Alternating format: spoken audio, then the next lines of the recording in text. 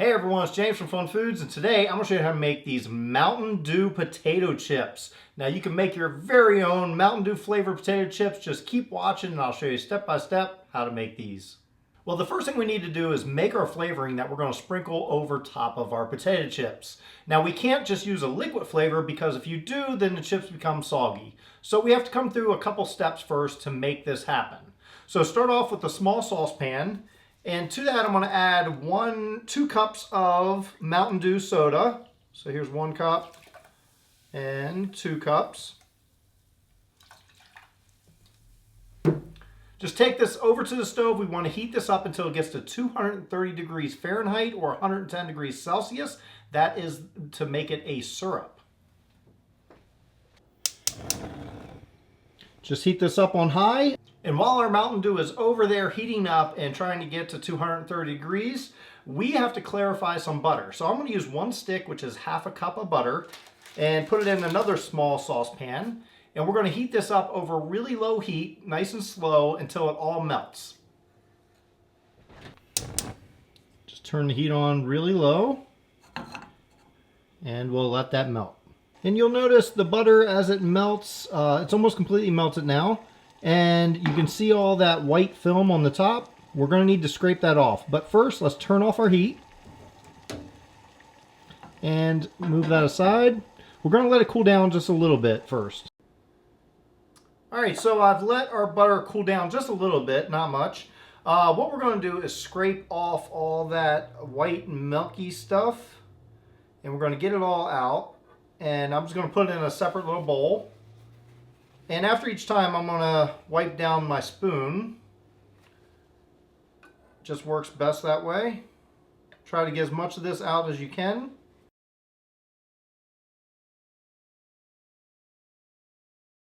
And after you've gotten most of that out, next step is we can strain it with a really fine strainer into another dish here. And then we're left with the clarified butter, which we're going to use. So it took some time, but it has reached 230 degrees Fahrenheit. So I'm going to turn off my heat, and it should have reduced down at least half, maybe to 1/3. Now what we're going to do is go through the process of turning our liquid flavor into a powdery flavor. And to do that, I already put the syrup, the Mountain Dew syrup that melted down, into the separate container here. And I'm going to use about 1 tablespoon of that syrup. So I'm going to pour that in here to measure it out. This highly concentrated syrup. I'm going to just put it in a large bowl. And then to that I'm going to add just 1 teaspoon of the clarified butter. The reason why is the step we're going to do needs something that's very fatty or oily. So we need to mix it with something fat or oily. And just mix this up really good first.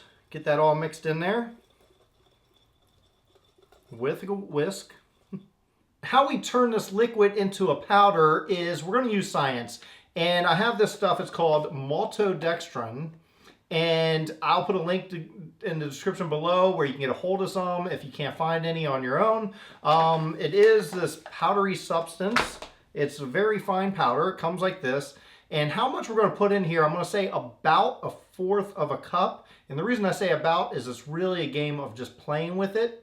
You don't want to put too much in because then it will take over the flavor. If you put too little, then it won't crystallize and become a powder.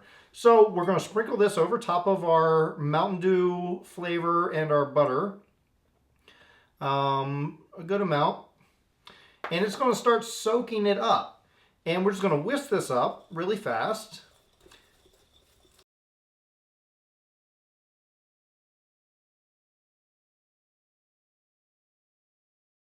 And just keep adding to it as you need to. Just do a little bit at a time. You just want it to be dry into these little tiny balls, and I'll show you what to do then.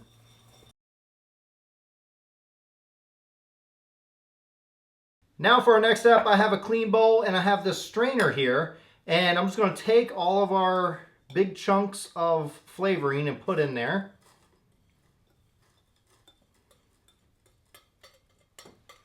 And then just take your whisk and gently work it and I'll move it aside. You can see how the little tiny crumbs like that are coming out. Can't wait to put these on the potato chips. Just keep doing this until we have enough to cover all our chips. There we go. Now we can move on to making our potato chips.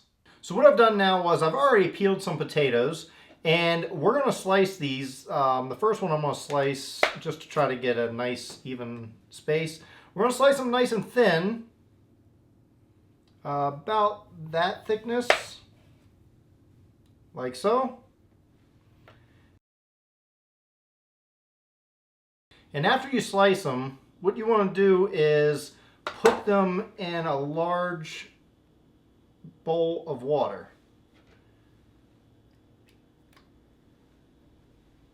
As you see, we put our potatoes in this cold water, and you can see this film on top. That's because all the starches have worked its way out, which is good. We want to get them out of the potatoes the best we can.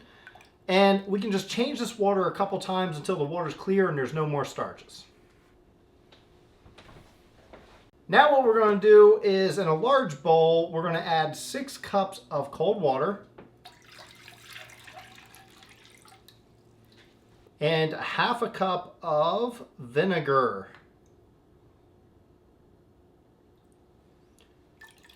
Put it all in there.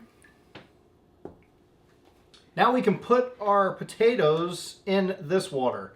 And the reason we're going to do this is we're going to let them sit for at least a half hour to a couple hours at most before we fry our potatoes.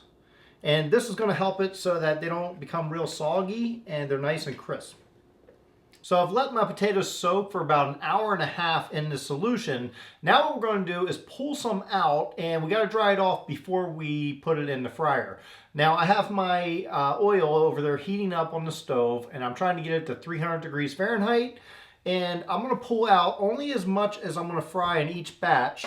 I have some paper towels here, and I'm going to take some out, take my potatoes out. I'm going to spread them out because we need to dry them off. You don't want to put water into hot grease. It's very, very bad if you do that.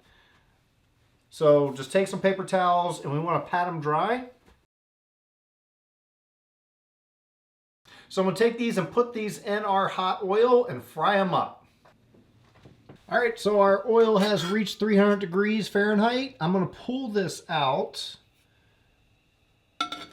And we're going to fry our potatoes. So I'm just going to pop those in there gently.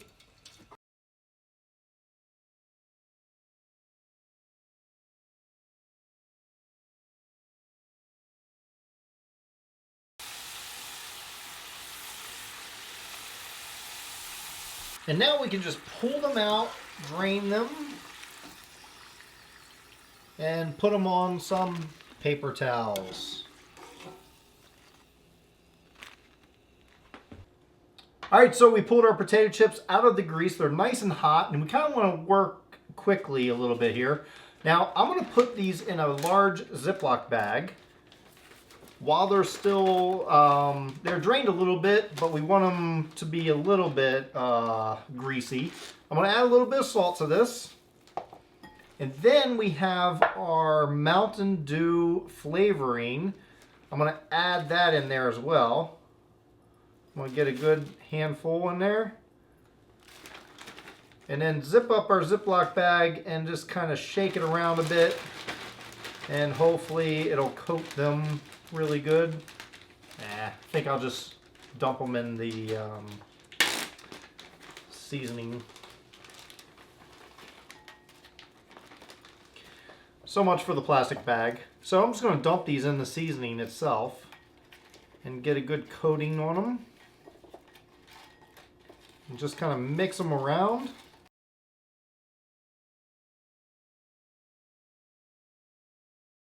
And just put them back on your paper towels to dry off. Well, now it's time for the taste test. I'm going to give this a go, and let's see how good we did with these Mountain Dew potato chips. You can taste the Mountain Dew flavor in there. It does have a buttery taste because we had to mix it with the butter.